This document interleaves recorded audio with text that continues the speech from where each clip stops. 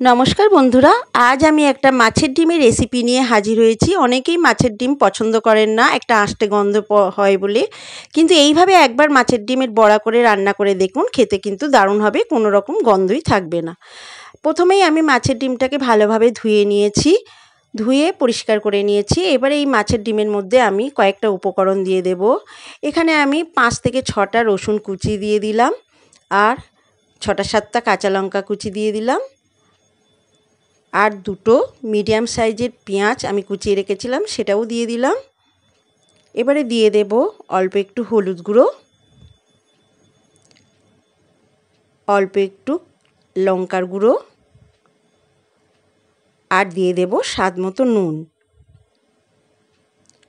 আর দেব 2 চামচ বেসন।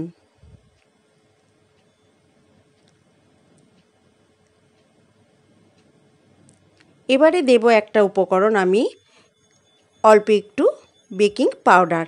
এই বেকিং পাউডারটা দিলে মাছের ডিমের বড়া করলে যে একটা শক্ত শক্ত ভাব থাকে, এই বেকিং পাউডারটা দিলে একদম নরম তুলতুলে বেশ ফোলা ফোলা বড়া তৈরি হবে। এবার সমস্ত কিছু আমি হাত দিয়ে ভালোভাবে মেখে নিয়েছি, ঠিক এইভাবে হয়েছে, এরকম থিকনেস হয়েছে। এবারে আমি এই মাছের ডিম থেকে প্রথমে বড়াগুলো ভেজে নেব। কড়াইতে তেল দিয়ে দিয়েছি, তেলটাকে খুব ভালোভাবে গরম করে নিয়েছি। তেলটা গরম হয়ে গেলে এবারে এক এক করে আমি মাছের ডিমগুলো বড়াগুলো ভেজে নেব। এক ব্যাচে হবে না, আমি 2-3 ব্যাচে এই মাছের ডিমের বড়াগুলো ভেজে নেব। এক পিঠ হয়ে গেলে আর এক পিঠ ভেজে নেব। এইভাবে আপনারা মাছের ডিমের বড়া বাড়িতে বানাতে পারেন, একটু শক্তও হবে না আর খেতেও কিন্তু কোনো আষ্টে গন্ধ হবে না।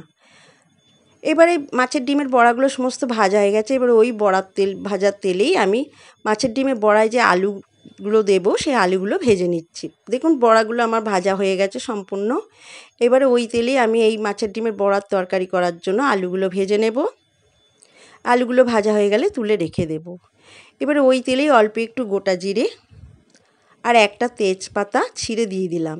ফোড়নটা একটু ভাজা করে নেব। ফোড়নটা ভাজা হয়ে গেলে কিছুটা পেঁয়াজ কুচি আমি দিয়ে দেব, দিয়ে পেঁয়াজটাকে ভেজে নেব। পেঁয়াজটা ভাজা হয়ে গেছে। এবারে এখানে একটা ছোট সাইজের টমেটো আমি কুচি করে রেখেছিলাম, সেই টমেটোটা দিয়ে দিলাম। টমেটোটা দিয়ে পেঁয়াজের সঙ্গে খুব ভালোভাবে কষিয়ে নেব, ভেজে নেব। এবার এখানে আমি স্বাদ মতো নুন দিয়ে দিলাম, দিয়ে আবার একটু ভেজে নেব। বেশ ভাজা ভাজা হয়ে গেছে, টমেটোটা নরম হয়ে গেছে। এবারে গুঁড়ো মশলাগুলো আমি দিয়ে দেব।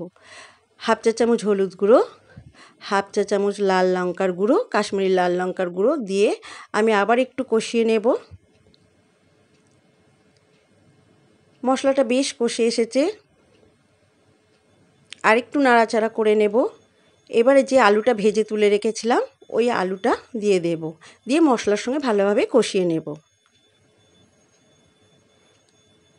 মশলার সঙ্গে আলুটা বেশ ভালোভাবে কষিয়ে নেওয়া হয়ে গেছে।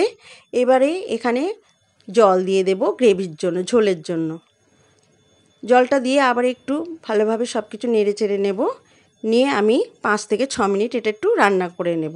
আর 3টে কাঁচা লঙ্কা চেরা দিয়ে দিলাম, দিয়ে একটা ঢাকা দিয়ে এটা 5-6 মিনিট আমি রান্না করে নেব। 5-6 মিনিট পর দেখাচ্ছি, দেখুন। এবারে আমি যে বড়াগুলো ভেজে রেখেছিলাম সেগুলো দিয়ে দিলাম, দিয়ে আবার একটু সমস্ত কিছু ঝোলের সঙ্গে মিশিয়ে নেব বড়াগুলোকে, দিয়ে আর 1-2 মিনিট রান্না করে নেব। এইভাবে আপনারা বাড়িতে রান্না করে দেখবেন, মাছের ডিমের বড়া শক্তও হবে না আর কোনো আষ্টে গন্ধও থাকবে না। একদম হয়ে গেছে আমার মাছের ডিমের বড়ার তরকারি। এবারে একটা পাত্রে আমি সার্ভ করে দেব।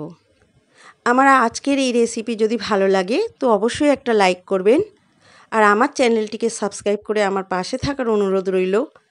আপনারাও বাড়িতে এইভাবে বানিয়ে খেয়ে দেখুন, মাছের ডিম বড়া একদম শক্ত হয় না আর কোনো আষ্টে গন্ধও থাকবে না। আমার ভিডিওটা যদি ভালো লাগে তো অবশ্যই কিন্তু একটা লাইক করবেন। আর আমার ভিডিওটা এতক্ষণ দেখার জন্য সবাইকে অসংখ্য অসংখ্য ধন্যবাদ।